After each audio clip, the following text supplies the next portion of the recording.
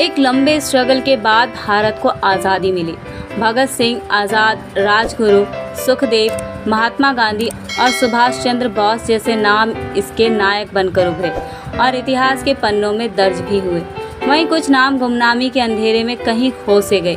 आज के हमारे इस वीडियो में कहानी आज़ादी के अजीम सिपाही यूसुफ मेहर अली की, जिन्होंने भारत छोड़ो आंदोलन और साइमन गो बैक का नारा दिया।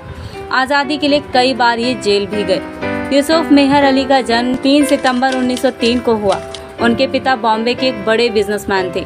बचपन में फ्रीडम स्ट्रगल से जुड़े हुए कई आंदोलनों से काफ़ी अफेक्ट हुए। थोड़े बड़े हुए तो कई क्रांतिकारियों के बारे में पढ़ा, जिससे उनके अंदर भी देश के लिए मर मिटने का जज्बा हुआ। मेहर बाद में आगे बॉम्बे स्टूडेंट ब्रदरहुड ऑर्गेनाइजेशन से जुड़ गए।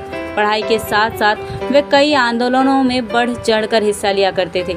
लॉ की पढ़ाई के दौरान कॉलेज में बढ़ी फीस और स्टूडेंट पर पुलिस की गोलाबारी को लेकर उन्होंने विरोध किया, तो कभी हड़ताली मील मजदूरों की बुलंद आवाज़ बने। साल 1925 में यूसुफ ने 22 साल की उम्र में यूथ यंग इंडियन सोसाइटी के नाम से एक ऑर्गेनाइजेशन बनाया, जिसमें यंगर्स को ब्रिटिश हुकूमत के अगेंस्ट ट्रेनिंग दी जाती थी। फिर दिसंबर 1927 को इंडियन नेशनल कांग्रेस ने साइमन कमीशन के बायकॉट का प्रपोजल पास किया। 3 फरवरी 1928 को 7 member group Simon commission Bombay पहुंचा, जिसके खिलाफ यूसुफ ने प्लानिंग बनाई हुई थी। वे अपने साथियों के संग कूली के भेष में बॉम्बे बंदरगाह पहुंचे। उनके प्लानिंग की जानकारी ब्रिटिश हुकूमत को लग चुकी थी। बावजूद इसके यूसुफ जरा भी नहीं डरे।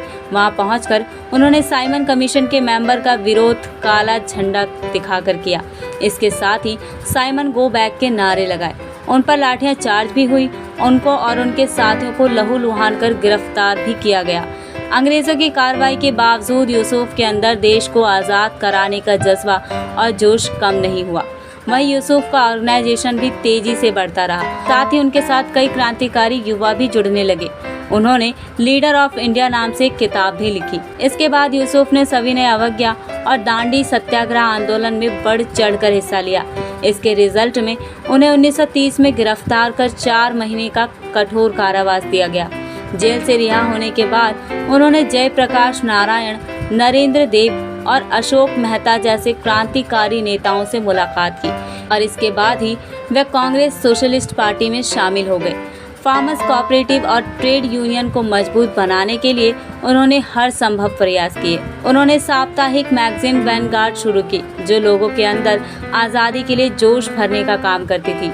उनकी बढ़ती काबिलियत और पॉपुलैरिटी से अंग्रेज परेशान रहते थे। इतिहासकारों के मुताबिक यूसुफ 8 बार जेल गए, लेकिन देश के लिए मर मिटने का हौसला उनके अंदर हमेशा बुलंद रहा। उन्हें राजनीति में भी काफ़ी इंटरेस्ट था। यूसुफ ने किसान और मजदूरों के बेहतरी के लिए बहुत कोशिश की, जिस वजह से वे उनके दिलों में बस चुके थे। 1942 में जेल में रहते हुए वे बॉम्बे के मेयर चुने गए और इलेक्शन के लिए जेल से बाहर आए। उन्होंने बड़ी आसानी से म्यूनिसिपैलिटी का चुनाव भी जीत लिया। यही वह समय था जब ब्रिटिश गवर्नमेंट के अगेंस्ट कांग्रेस और देशवासी पूरी तरह से आज़ादी चाहते थे, जिसको लेकर बॉम्बे में महात्मा गांधी के लीडरशिप में एक मीटिंग भी हुई। इस आंदोलन ने अंग्रेजों को भारत छोड़ने पर मजबूर कर दिया।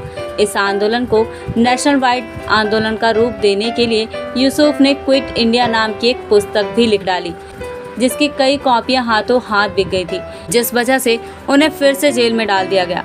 कैद के दौरान यूसुफ को अचानक दिल का दौरा पड़ा। जेल प्रशासन ने उनके बेहतर इलाज के लिए उन्हें सेंट जॉर्ज हॉस्पिटल में भी एडमिट कराना चाहा, लेकिन उन्होंने इस पेशकश को कबूल नहीं किया और यह कहकर मना कर दिया कि दूसरे बीमार क्रांतिकारियों को भी यही सुविधा मिलनी चाहिए। 1943 में उन्हें जेल से रिहा कर दिया गया। उन्होंने जिस आज़ादी का सपना देखा था, उसे अपनी खुली आंखों से पूरा होता हुआ देखा।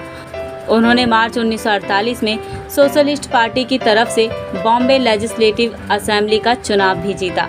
2 जुलाई 1950 को यूसुफ बीमारी के चलते इस दुनिया को अलविदा कह गए। महज 47 साल की उम्र में बॉम्बे के पॉपुलर नेता के चले जाने का बड़ा दुख था। लोगों ने अपना प्यारा नेता खो दिया था।